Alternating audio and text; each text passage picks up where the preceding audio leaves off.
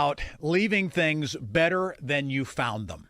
How do you do that? I mean, it's just something that I know as somebody who plays a lot of golf. I had a high school golf coach said a long time ago that if you get up to a green and you see that there's 4 ball marks on there, fix them.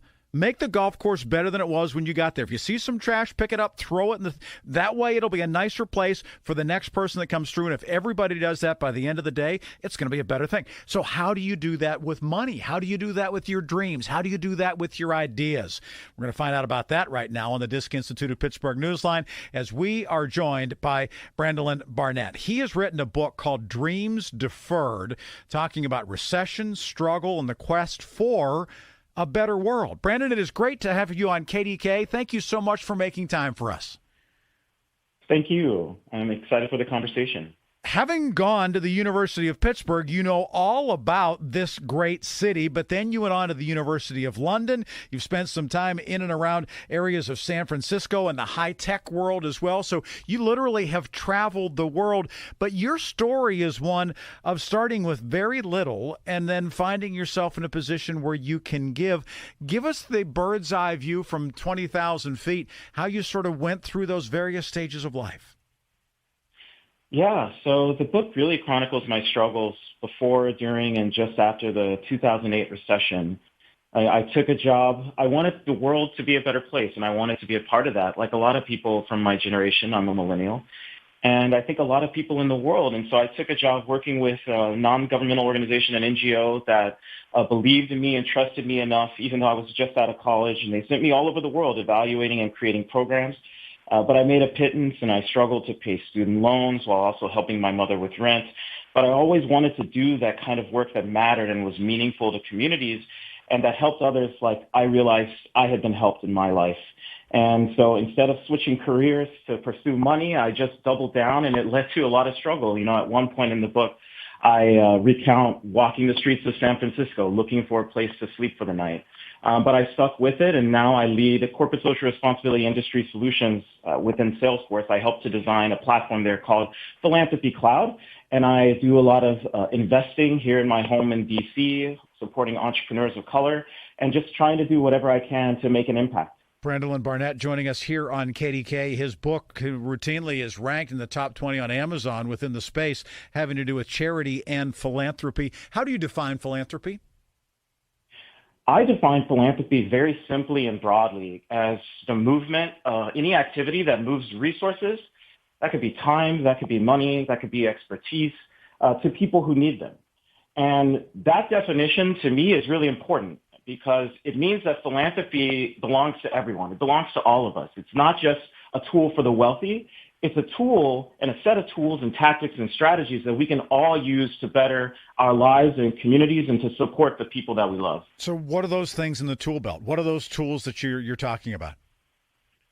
So one of the biggest tools that we all know about is the ability to donate money, right? But that can be very difficult. For a lot of people with busy lives, it can be hard to find what charity to give to, what organization to support. And a lot of the research has been very consistent for a long time that the thing that most motivates people to give is being asked by someone that they care about to support a cause. That is one of the biggest tools available to us, but one of the messages for me in the book is it's not the only tool. It's what we commonly think of when we think of philanthropy. We think of billionaires. We think of the work that McKinsey Scott is doing and other big philanthropists like Big Bill Gates. But the truth is that a lot of organizations and a lot of causes need time. And so one of the most important ways that anyone can give back is through volunteering. Finding an organization in your community that could use your time, and really importantly, for a lot of nonprofits and non-governmental organizations or institutions that are strapped for resources that could use your expertise. I guarantee, I know it's been a hard couple of years now we're going on since COVID, and a lot of people are going through loss, struggle.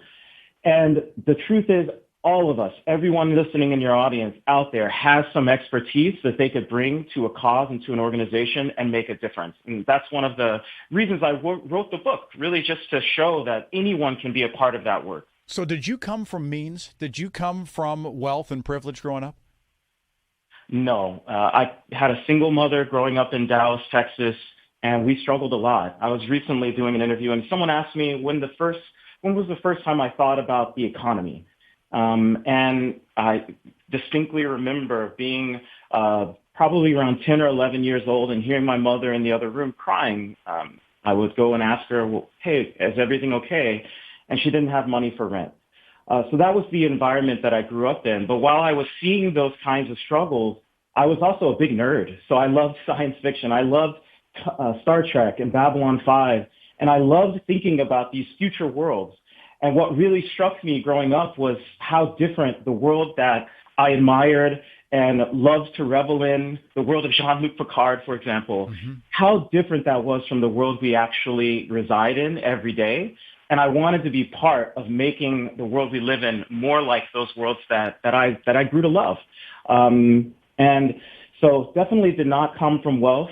But now that I have had some modicum of success, I have made it a priority to give back in whatever way I can. And the way that people can give back and have an impact is shifting. It is transforming as we speak. And so there are even more opportunities today. Dreams Deferred is the name of his book, Recession, Struggle, and the Quest for a Better World by Brandolon Barnett, our guest here on KDKA. What has this done for you? How has this changed who you are by giving? So for me, it's helped so much to be able to look out at a world and not just think of myself as someone who has been helped, but as someone who has the capacity to help others. I think that that's one of the most incredible gifts that being involved in charity and philanthropy throughout my career and life has given to me. And I think it's especially important for young people who may think of themselves, especially coming from underprivileged background, whether they're in an urban area or rural area, no matter where you may be, no matter your race, color, creed, religion, being able to think of yourself as someone who can help the world is transformative. And I think that has been one of the biggest gifts that was given to me by my mother, who I was raised, just as you mentioned. She always instilled in me a value of trying to leave things better than I found them. And so I think that is a really powerful thing. The other thing that it's given me is a lot of skills and a lot of ability and time and space to practice leadership, because there is a lot of space. There are a lot of challenges in the communities that we live in. And when you get involved as a volunteer, as a donor in your community, it's an opportunity to grow as a leader, to learn how to organize, to learn how to bring people together, to learn how to push a cause forward, to learn how to make things happen for the better. So I would say those are two of the big benefits to me of being involved in this world. Really, really great stuff and good challenges for all of us going into a weekend. We've got a little bit of time to think about, hey, what are some things that we can do to leave this a better place than we found it? Brandolon, thanks for making time for us today on KDKA. Welcome back, at least for a little while, to the great city of Pittsburgh, and it's good to have you on our air here at KDKA. Thank you, sir. Thank you so much. It's been a pleasure. Brandolon Barnett, the author of Dreams Deferred. You can find it on Amazon, where, once again, it has done very well in the space of charity and philanthropy. And it just means you don't have to be Warren Buffett with billions of dollars at your disposal to make a difference.